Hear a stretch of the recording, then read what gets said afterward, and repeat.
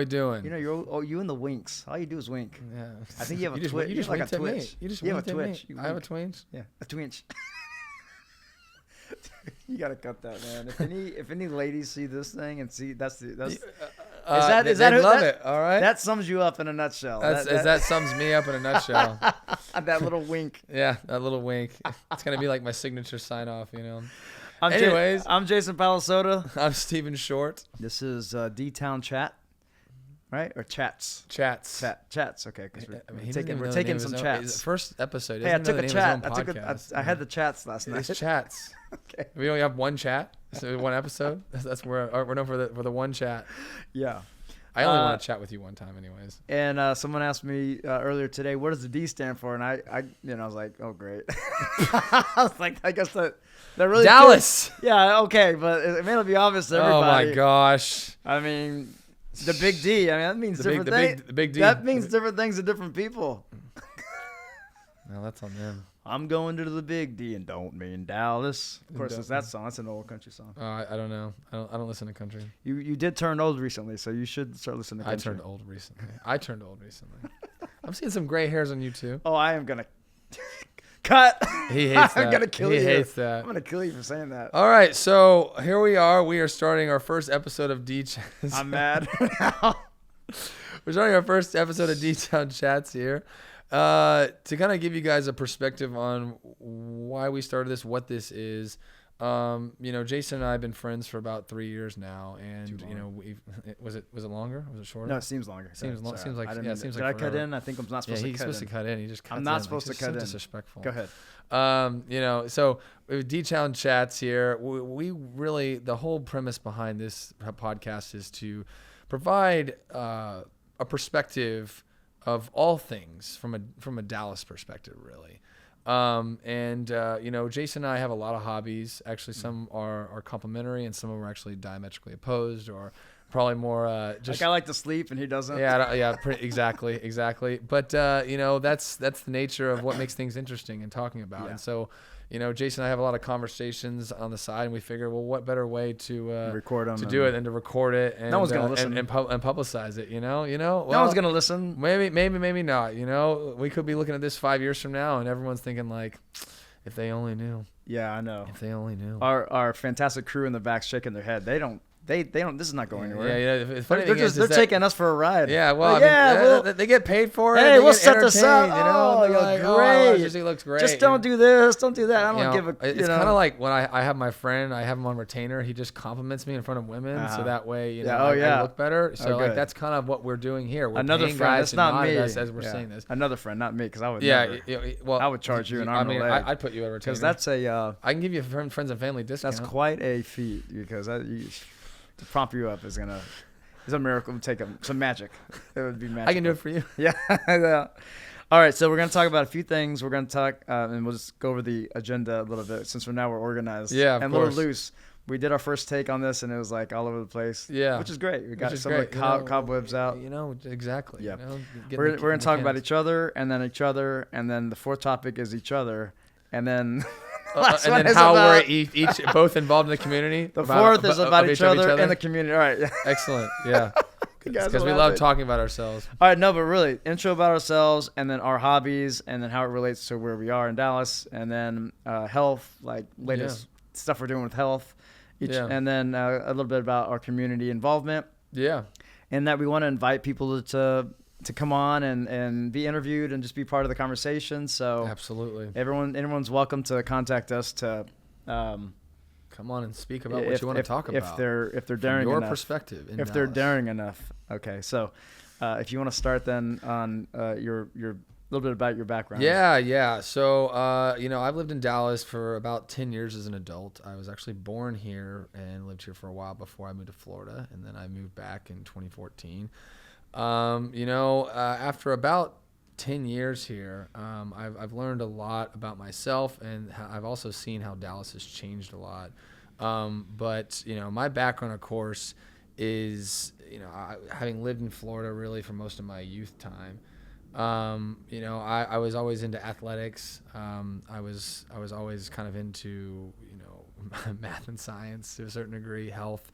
And, you know, I always tried to get more involved in things that, you know, were outside of my comfort zone. That was definitely something that it was more of a strong suit for me. I was never really afraid to try new things.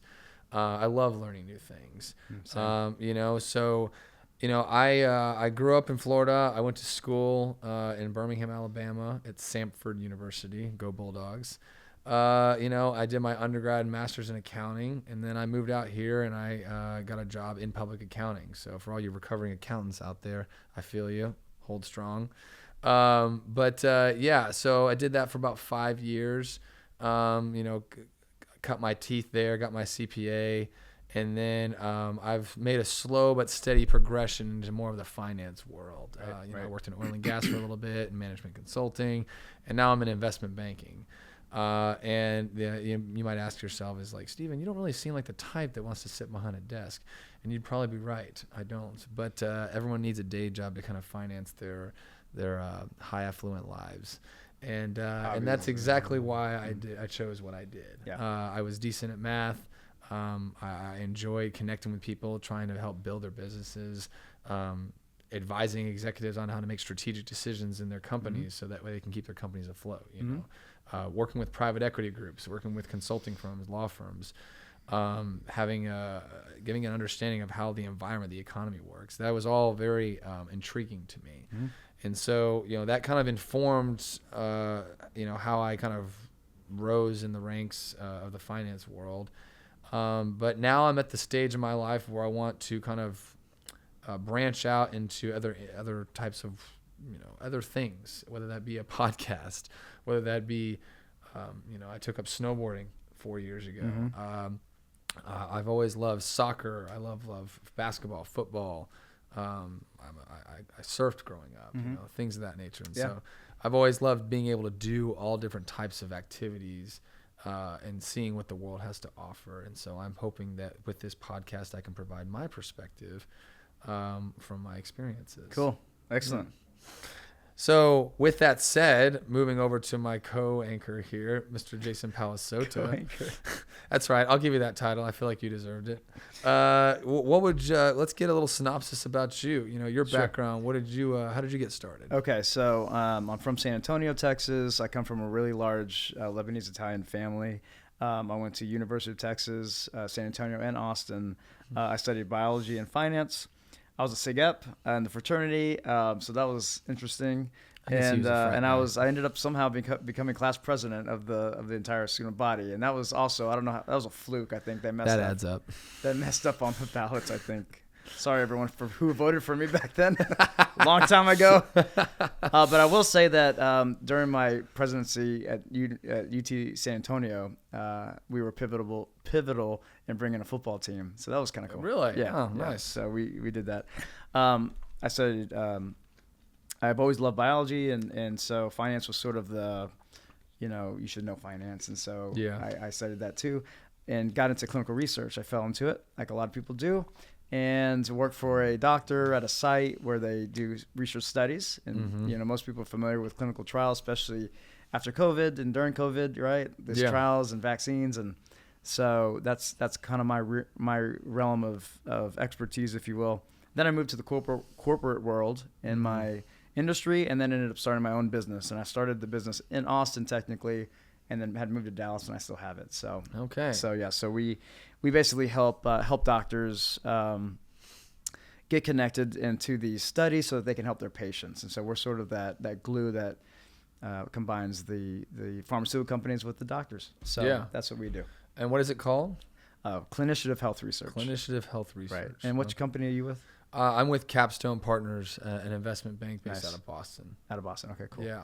Well, that's good. So, all right. Well, let's talk a little bit about our hobbies. Absolutely. So that everyone can get to know us. This first episode is really for you guys to get to know us, and then we'll kind of roll out the format as we continue. But it's going to be a lot of interviews, and like I said at the beginning, if you're interested to talk with us about anything, where we want Dallas folks to join our network and have a channel to do so, and maybe come on and we can interview you.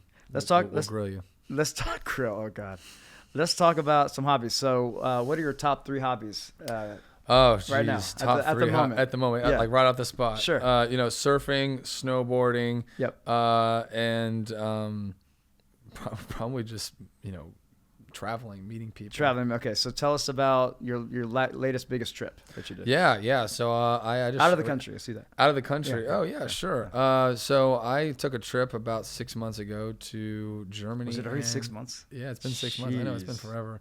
About 6 months ago to Germany and Turkey, actually. Cool. And what I loved most about this trip was it was a unique experience. So I don't know, have you ever heard of Oktoberfest? Of course. So I went to Oktoberfest in Munich, Germany. And they have one here. They have a festival. They celebrate that everywhere, pretty much. Yeah, they do. So yeah. Munich is the original place that they've Right. hosted it, where it kind of was founded and kind of evolved for generations. And not that this is a history lesson, but didn't it originate from a princess's birthday, or am I off? It's a great question. I actually You did know this. Did I know All this? right, never mind. We'll fact check it. All right, go ahead. You can fact check that later. We'll send it in the show notes. I think our buddy knows about it. Yeah, Our buddy was telling us about it. Okay. So we went to this festival here there in Germany, and I was actually enticed by it through a few friends of mine that had gone before, and when we talked about this, he had told me, he's like, you're going to need to make sure that you have the appropriate garb on. Oh, right. The lederhosen and the dirndls, and make sure you walk around with kind of this, German look in your face if you possibly can. German look. I mean, you are German. Yeah, so yeah. So it was pretty look. easy for me, But you're definitely like American. Big, tall, stocky, and eating starch all day. So we flew into Munich and we did the Oktoberfest thing, and we went into the festivals, and it's a very unique experience. I got to say, I was a little bit skeptical at first about what it was going to be like. What were you skeptical about? Well, I'm not really big on festivals, to a certain degree. You're not? Like, it's not really like my go-to initially. It's not your go-to? It's not my go-to. I thought it was. I'm confused. You're blowing my mind right now. I mean, I swear that was your go-to. I was like, I enjoy. I've learned actually as of recent to enjoy these things a lot more. But the idea of putting on lederhosen did not. Well, sound that's the appealing. part. You're saying a festival where you have to dress up. Yeah. Much like those Camelot or medieval. Yeah, the medieval. I could totally see you. I could see you in a tin. Yeah. With helmets and Oh, really? And a knight shining armor, yeah, type I could thing. see that. I appreciate that. Of course, if you bought it, Amazon wouldn't have your size. I don't know where you get it. You have to get it custom made. Well, that was funny you mentioned that, because it's actually pretty difficult to find lederhosen in my right. size. Of course, had I bought it in Germany, it wouldn't have been a problem.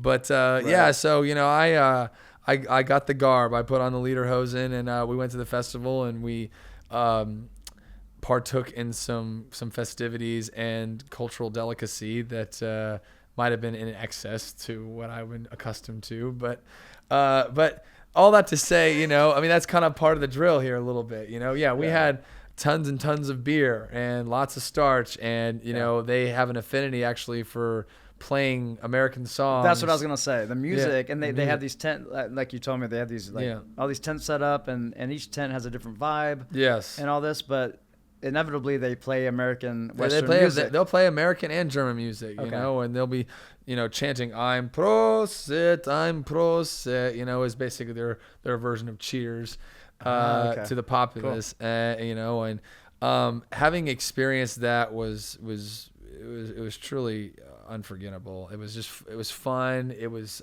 nice to kind of see how proud they are of their culture, how rich it is, and how much they want to enjoy the traditions that make them unique. Right. And so, we spent 3 or 4 days there and enjoyed some of the other activities. They had things like Ferris wheels and roller coasters. It was kind of like a state fair almost to a certain And how many degree. people go to this thing? Oh, Like, thousands. Over like a long period of time. Yeah. They have it around, I think, for about a month, It's a and month and then, people from all over the world travel. I was sitting with someone from New Jersey, but we had people coming in from Australia. We had people coming in from, Japan. Cool. So it was a really unique experience to kind of be a part of that and to kind of learn about, the history behind it to a certain degree and, what they have to offer. And then, we made our way to Istanbul afterwards, Turkey. And, I had never been to Turkey before, at least not any place meaningful. I mean, I had been to Ephesus one time when I was real young, but I didn't get a chance to enjoy it more than a couple hours. Yeah. And you know, seeing Istanbul and the culture and the rich environment, you know, we'd go visit some of these beautiful mosques. We actually had quite a bit of thriving nightlife. Yeah. The food is excellent, and the people were actually quite welcoming and charming. So, you know, and Turkish lira is a little bit more cost effective. Yeah, right. than the US dollar at this point. I'm sure. But all that to say, yeah, it was a great trip. I love taking Europe trips. I think that every single person should at least at some point in their life try to take a trip to Europe, or at least somewhere around the world. Mm-hmm. So that way they can be exposed to a different environment, a different culture, a different language, and learn more about themselves and why they appreciate their own. Because it is truly it's unforgettable, it's unique, and enriching experience. Great. That's awesome. Yeah. That's great. All right. Well, should we talk about some of my hobbies? Yeah, let's hear some of your hobbies, you know, like. All right. So I kind of listed them down because we're trying to be organized. Yeah, of course. So, I like to write and perform music. Yeah. And that's a whole thing. I like to make cotton candy. Cotton candy? Oh, you never made me cotton candy. Well, because I make it for friends. Oh, okay. Yeah. Well, you should make it for your co-anchor every once in a while. That'd be kind of nice. Or maybe the cameraman. We'll see how this goes with the crew. Cotton candy. What do you have, like a machine? How's that even work? I don't even know. I'm just telling them, not you. Okay, fine. I like to boat. I like to take the boat out in Louisville. No kidding. Yeah, you come sometimes. I invite you to that. I mean, that's good. And I enjoy exercise and learning and learning about diets and learning about them. And learning about cotton candy diets. No, learning about them. Well, cotton candy is 98% air. Okay, so it's 98% air. But then 2%. So you're literally just when you're breathing in, that's almost cotton candy. The 2% is 100%. The 2% is 100% sugar. You know, the air is 98% oxygen. It is healthy. Oxygen's healthy, in case you weren't aware, my friend. And you are one of the smartest people I know, and that is true. But just to double down on this, oxygen is healthy. You don't say. I do say. I do say, and I'll say it again. I'm trying to live underwater, you know. I was going to give that a shot, but we'll see how that works. That may not be a bad idea. I'll put that on an episode. We'll get like a dunk take in here. When I need a new co-host, I might recommend the underwater thing. You're getting a new co-host already? Well, it depends. See how this goes. I need to make the first episode. So, any questions about my hobbies? Yeah. Hints? So, musical performer. You like to create and perform music. Why, yes, Steve-O. I'm very happy you brought that up. Yeah. So, can you tell us, you know, first of all, how did you get your start in music? Secondly, have you performed in Dallas? And what kind of music do you like to perform? Do I have to answer all these questions? Yeah, you do. In that order? In that order. Jeez. So, how did you get your start in music? I started when I was born. I remember coming out and experiencing music. There was the beep beep of the heart monitor. And the beep, beep, and I started kind of all right. Anyways, all right. Wow. Well, you said at the beginning. That's very conscientious of you. I did the moonwalk out. You did the moonwalk out. Out of that womb, you know, just slide in, slide to the left, slide to the right. You know. Okay. That's the cha-cha, but I realize that. Not cha-cha, cha-cha. Yeah. I hate that song. Cha-cha, real smooth. Does anyone listen to that song outside of weddings? It should be. I listen to it regularly, actually. You know, I'm sitting there. You know, I'll just like on the bus stop. You know, I'll just be jamming out to it. I'll slide into the bus. Wait, you go to the Yeah, you know, of course, I'll ride the bus. Why not? Or do you just cha-cha at the bus stop? I really just cha-cha at the bus stop. You go to the bus stop. Yeah, like I just love to, you know. And then you leave, people entertained, and the bus leaves, and then you wait for another. Wait for hours at the bus. They can, get a little bit of a dinner and a show, you know. Oh, jeez. Cha-cha, real smooth. Anyways, I'm just moving imagining this. Moving on. I'm imagining this in your lederhosen. Yeah, in my lederhosen. Yeah, that would never happen.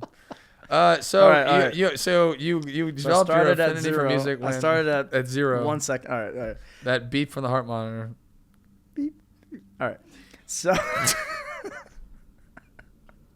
Beep, beep, beep. All right. I'm done.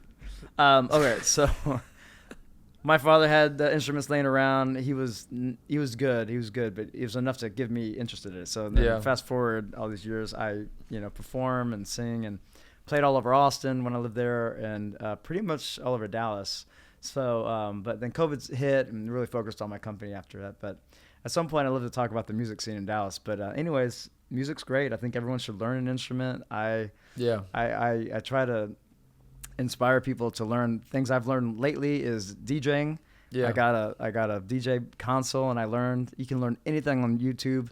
Yeah. Anything, obviously. And so I learned how to DJ enough to play little parties. Recently got a drum set, so learning how to play drums, which is fun. So you're mostly self-taught. You're mostly self-taught. I took some lessons, but when you have the motivation or with anything, you're going to push yourself to learn. And so it's really cool.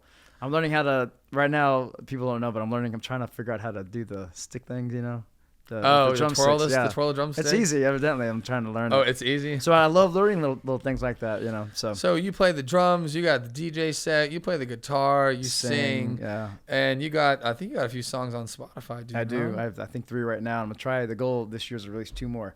So, there's this everyone has this little nagging dream in the back of their head, like, oh, I could have done this or I could have done that. For me, it's always been a hobby, but boy, I just love doing it. I just enjoy the whole process. And I will say, next time I record, I'll make sure and bring you into the studio with the producer. It's one of the funnest things ever to work with somebody. Yeah. And bounce ideas and things like that.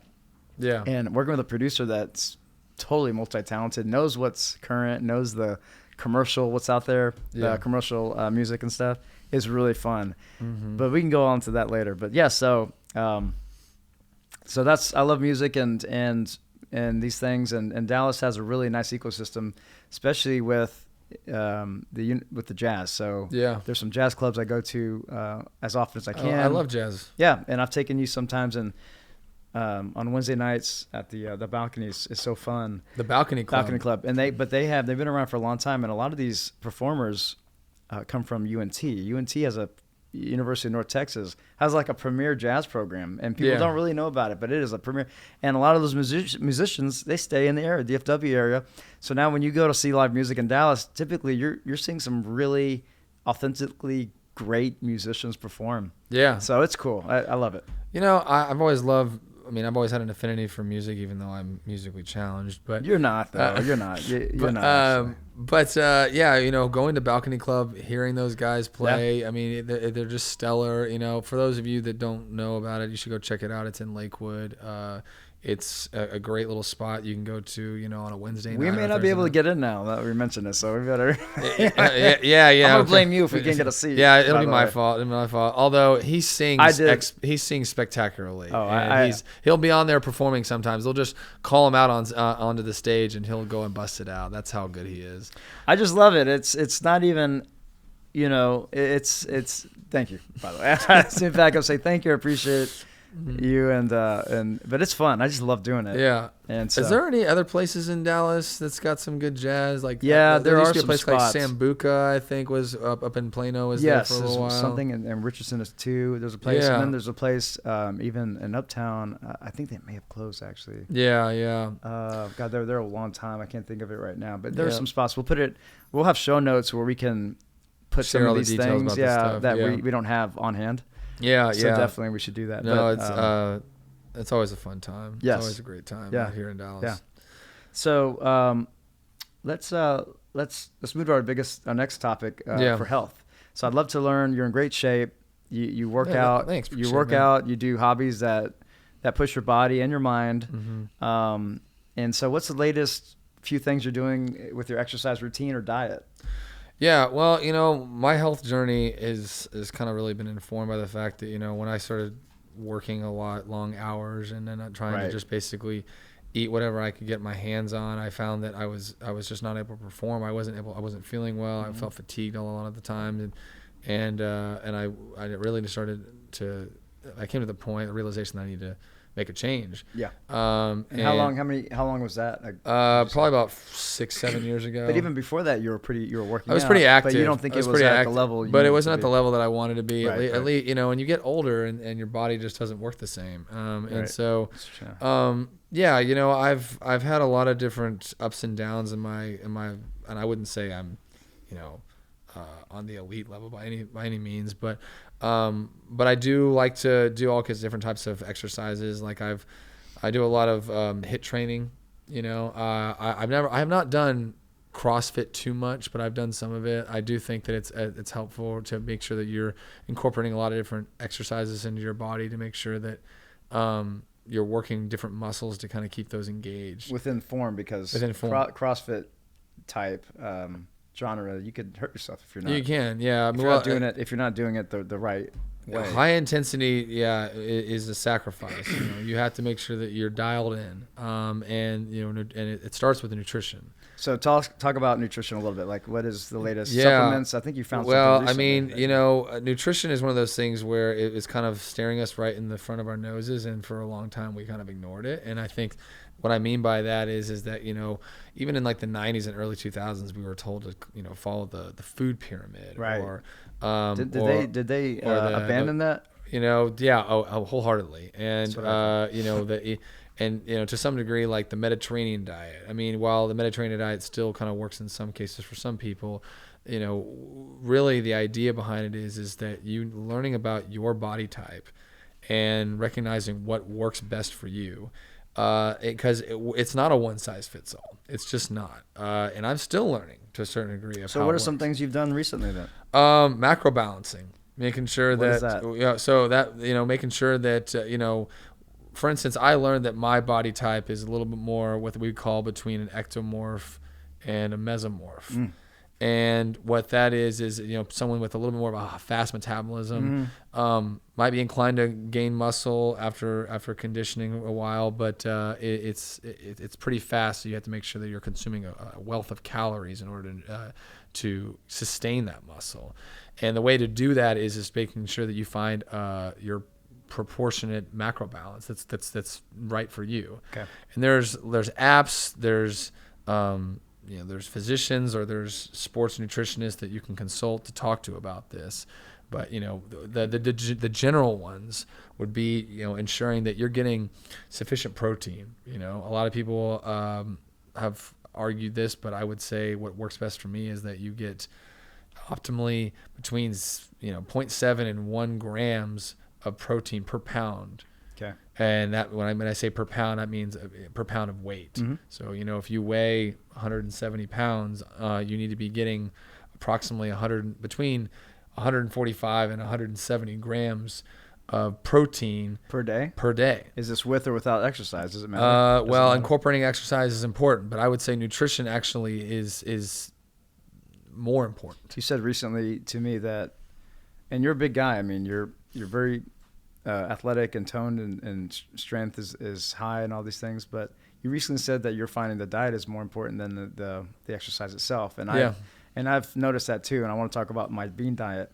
I've gotten some people on. Before I do that though, anything else on the nutrition part? I would say, and this might be a little bit of what the kids would call a hot take or a controversial opinion, but I actually believe that nutrition, sustenance, the nutritional value, and even whole foods like plants, like fruits and vegetables, and lean meats like chicken, beef, and turkey, they've somewhat decayed in terms of nutritional value, even in the last 50 to 60 years. And so this is a topic that processing or.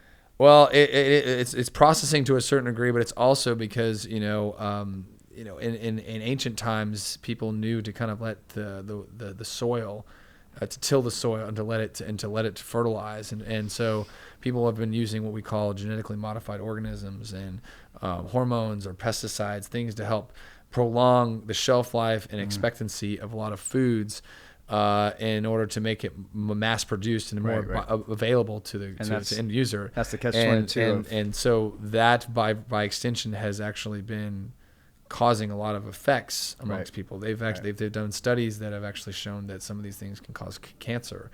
That it can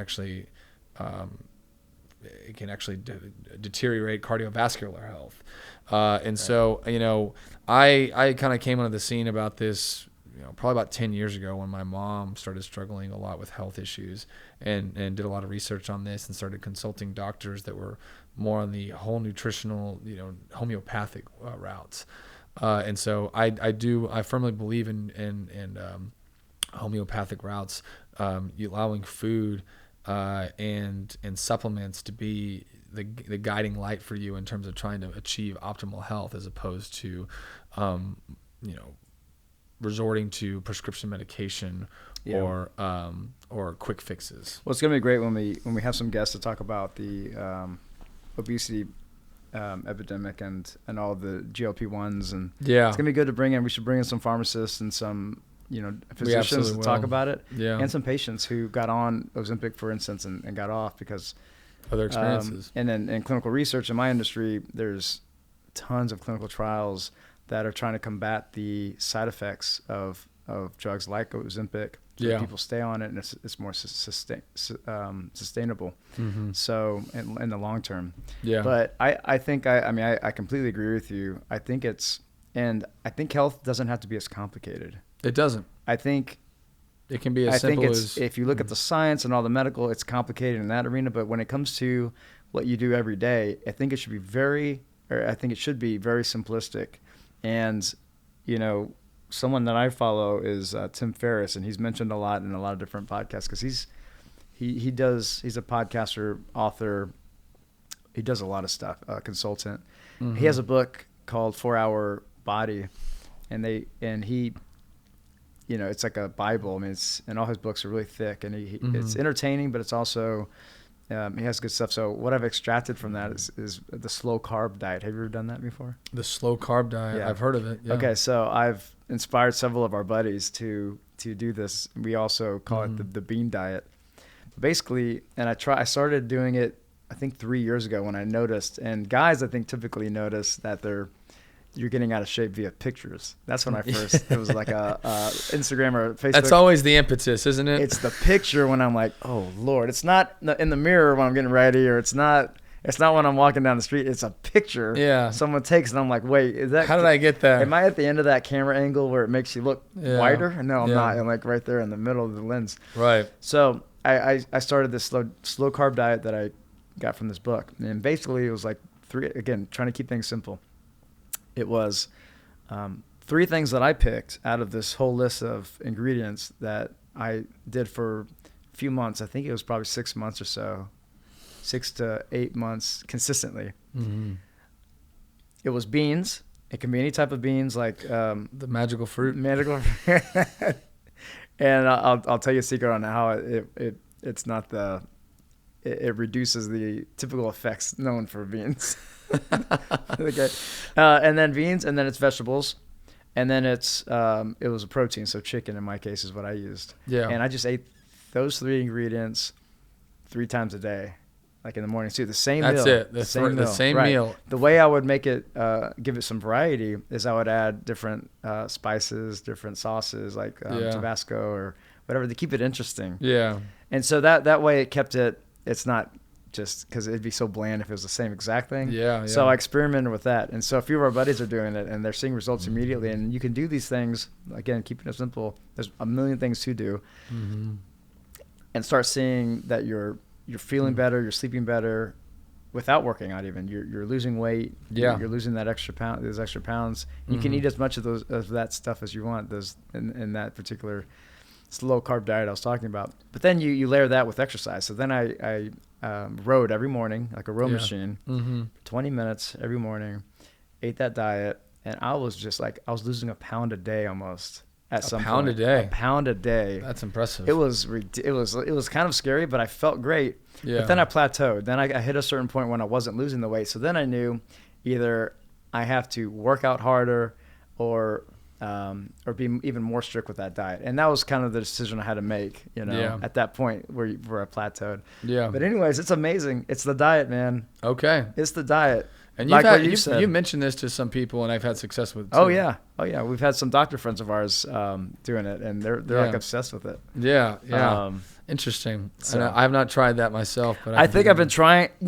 Did I cook it for you one time? I think you did cook for me. It was very good, actually. I mean, it's okay. I'm a simple ingredient kind of guy. It doesn't take much to satisfy me on that. Well, you don't need it though. The difference is, for someone like you with your body type, like you're saying, you actually need those calories. Yeah, because of the way you metabolize. I mean, again, like I said earlier, it's important to make sure that you understand your body type, because I think, I tried a lot of these yo-yo bro diets. I always tried these things that you would hear from fitness instructors and stuff like that, and I found very minimal success with it. Okay. Like what you read in magazines or something, you're saying? Magazines or online podcast YouTube episodes. And I mean, the thing is that at the end of the day, like, you have to kind of design what works best for you, like what you feel comfortable with. And no, it doesn't necessarily mean that you should eat a whole pizza before you go work out. What it means is that you find a regimen that says, like, okay, I'm going to make sure I get a healthy balance of protein, fats, carbohydrates, in healthy forms. And can I back up for a second and say you should first list goals, right? Yeah, and then backtrack that way. Otherwise, if you're just doing it to do it. Well, I mean, it does depend on your goals. I would say, it's some people, if you're just trying to lose weight, that's one thing. Right. Your diet might be ideal. Right. If you're trying to build muscle, then upping the protein is important. If you're trying to increase your endurance, upping your carbohydrates is necessary. That's another. And if you're also someone that's dealing with hormonal issues to a certain degree, a lot of people don't know this because this isn't as widely publicized or discussed, but healthy fats actually play an important role in maintaining hormonal imbalance, or maintaining hormonal balance. And that's something that I discovered more recently. And so, when I talk about healthy fats, I don't mean, going in a burger at In-N-Out. You're talking about like avocados, nuts, olive oil, sweet potatoes to a certain degree, almonds, salmon. Salmon's a big one. Lots of fish have a healthy amount of fats, omega-3s. This is a very ignorant, naive question, maybe more naive, but can you take the fish oil and a supplement for eating fish? You can take fish oil supplements, or you can take and I do. Is it as effective as eating a fish? I would say it should be just that, a supplement. It's not a replacement. Supplements, I think a lot of people try to use supplements as a replacement for their diet, and the truth is that supplements only exist solely to do what they basically are designed to do. And I believe also, personal opinion is, supplements should be more used for people that have a deficit, and that deficit is more medically based. So if you're not producing enough, I mean, I would say that the nutrition market is the vitamin market. It's not it's sold on a lot of lies or a lot of misleading information, pseudoscience. But I would also say that they're designed to basically help you with whatever struggles you have. Because I do a lot of high intensity workouts, supplementation is important for me. Making sure that I get a sufficient amount of potassium, magnesium. Some people don't actually absorb certain electrolytes as well as others, and so they might need more to sustain themselves. So you'll notice if you don't take something at a certain period of time. Have you tried not taking it and seeing what happens? Oh yeah. And I crashed and burned to a certain degree when I was trying to get in too low of a deficit in terms of food, and I was relying on supplements to kind of get me across the finish line. But at the end of the day, there is no substitute for wholesome food. Okay. And so, the idea behind it is health and nutrition has to be something that you want to dial in, you want to optimize, you want to make it so it's tailored towards your body. Right. And I just, again, want to reiterate, I think it's the goals. The goals. What's the problem? The goal is what's the problem? The goals is it the way inform. You look? Is it the way? Is it a medical issue? Is it lack of sleep? Is it? Is it? Are you an athlete? Is it? Not, is it speed? Is it? Exactly. Yeah. It definitely matters. Okay. Do you want to get into the last leg of this? Community, how we're involved right now in the community? Yeah, so we always talked about, because Jason and I have, as we've become closer and we've decided that we wanted to engage in some initiatives to help the community and to broaden our kind of exposure to the Dallas environment. We've taken on some initiatives of our own to try to help with that. And one of them is called the Full Moon Club. which Jason actually kind of pioneered from when he was living in Austin, but had proposed it here in Dallas. And so we've had it going for about a year now. And this is a men's professional networking group that we meet once a month, and we try to change the venue up into kind of a more richer, attractive venue in Dallas, whether it's a restaurant or a bar or some, something of the like. And we've had success with it. We've got about 30 to 40 people registered right now, and we've had about, on average, between 5 to 15 attend. And we're only hoping it'll grow more this year. But the intent behind it is that, we know what it's like to be single men in kind of a, middle-aged range where, you start to see some of your friends settling down and starting families. And maybe that's just not either your life choice, or maybe you're just kind of a little bit of a later stage in life where, that might be an opportunity a little bit farther down the road. So we created this networking group to kind of help guys just meet other guys, whether that was from a professional standpoint or a personal one. And so it's called Full Moon. It's a great opportunity to get involved. What would you have to say about it? I would say that's absolutely correct. I do want to say though that we have married people with girlfriends, and kids and all that too. So it's like all ages too. We have the probably youngest is maybe 26 or 25, all the way up as into the 50s, in their 60s, 60s. Yeah. And so it's really cool because I think in order for anybody to advance their lives, you have to have friends of all ages and get those different perspectives. And so it's learning the wisdom and what's from the older folks, or however you want to phrase it, because we're part of the older group now. And then kind of the current events, what's going on with the young group, and knowing. So it's great. It's a cool thing to have. So if you're interested we'll put a link also in our show notes on if they want to apply to join us. Once a month. And so and also the one thing I wanted to say too was it's a way to explore Dallas. So we have it at different places every month. So it gets us into new restaurants and new environments, which is also cool. It is. And it gets us out of our bubble. So we stay in our bubble, which is, uptown, downtown, lower Greenville area. And this gets us out to like Bishop Arts, and it gets us out to Addison and all those other places. Absolutely. And so we're working on another initiative as well to, I'll say it's to be announced soon. But it's just another opportunity that Jason and I like to engage in to kind of get connected in Dallas, help Dallas in any way that we can using our skill sets. And we welcome anyone that wants to be involved in that. So, if you're a listener here wanting to get involved in some way, whether that's helping, men or it's helping the community at large, please let us know and we can get you connected. We do have quite a few friends involved in a lot of different initiatives in Dallas. And there's no reason for why you shouldn't be able to get involved. So do you mind if I go into a little bit of the content, the specifics of this last one you're talking about? Yeah, sure. So this one is bringing music basically to hospitals and to long-term patients that are maybe in chronic conditions or pediatric units and things like that. So they have a lot of different iterations of this in different cities. We wanted to bring this to Dallas. There may be something like it. It's something similar to this in Dallas already, but not quite the flavor that you and I are looking at. So it's really performance based to bring local performers to these to have an audience of these patients to help kind of lift their spirits a little bit. If it helps anything, inspire them to do anything, to continue on, or to learn an instrument, or to be introduced to a musician and follow that person. Maybe that's a source of inspiration.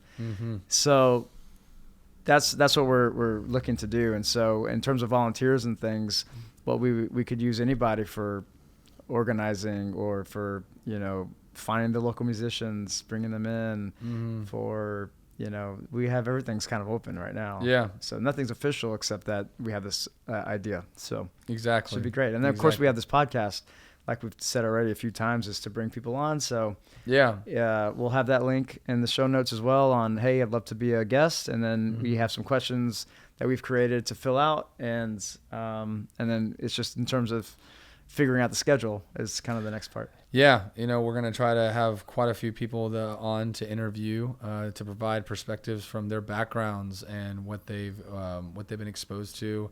And it's not going to be confined to any one topic. We want to make this open-ended. So stay tuned for more episodes from D-Town Chats. Yeah, we have to come with a sign-off or something like that. We will. I think everything will evolve, I think. For the first one, we're just... It's like, welcome back to D-Town Chats, coming at you live with Jason Palasota and Stephen Short. What would be your sign-off?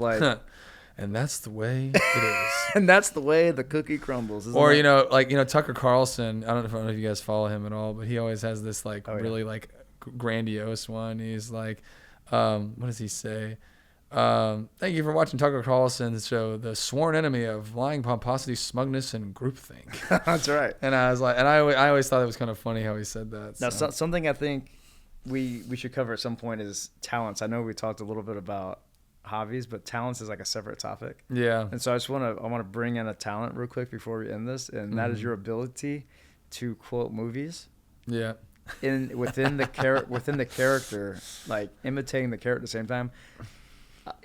It's amazing to me how you can absorb this and internalize it and then express this at the right moment. Yeah. So I want to throw that out there, and I thought at some point we could have like a movie trivia thing. Yeah, I would very much like that. You just like you throw out a card of a name and I had to imitate them or something. Either that or even we try to guess what movie it is. Try to guess what I'm doing. Either way, it'll work. I think. And all this to say, we got a lot of exciting things coming. Yeah. I'm really looking forward to what this podcast is gonna.